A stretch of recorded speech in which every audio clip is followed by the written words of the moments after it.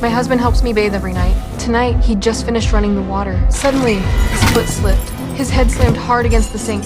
He collapsed on the floor, motionless. I watched helplessly. The faucet was still running. The water had already reached my neck. But I'm paralyzed. I can't do anything.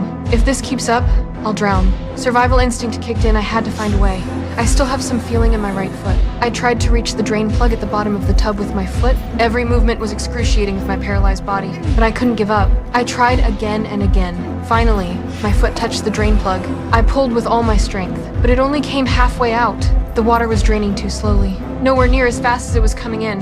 The water was about to cover my nose. I desperately kept pulling at the drain plug, but I pulled too hard. Not only did I fail to fully open the drain, I broke the chain holding it in place. I don't want to drown. I turned my attention to the shower head at the bottom of the tub, using my barely functional left hand, struggling to move the shower head to turn off the faucet, but the process was too slow. The water kept rising, about to completely submerge me. I had to make one last desperate attempt.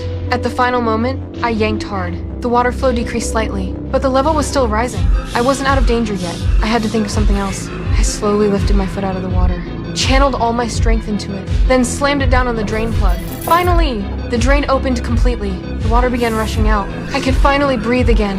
I survived. What shocked me even more? After this life or death ordeal, my paralyzed body could feel again. But this wasn't the time to celebrate. I gripped the edges of the tub with both hands. Slowly stood up. I needed to check on my husband on the floor.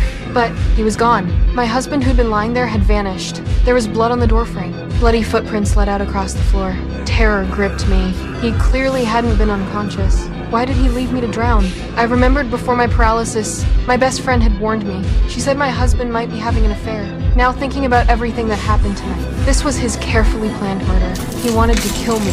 The thought sent chills through my body. I won't let him succeed. I struggled to climb out of the tub. My body hadn't fully recovered. I could only drag myself forward with my upper body. The will to survive kept me going. I forced myself to stand, lunged for the phone. I had to call the police, but the phone line had been cut. A shadow suddenly appeared outside the door. Was it him? I couldn't just wait to die. I grabbed a shard of broken glass, my only weapon. I needed to see what he was planning. I slowly walked to the door. It was just the curtain moving in the wind, but I couldn't let my guard down. I gripped the glass shard tightly, slowly made my way downstairs. He could appear at any moment to finish me off.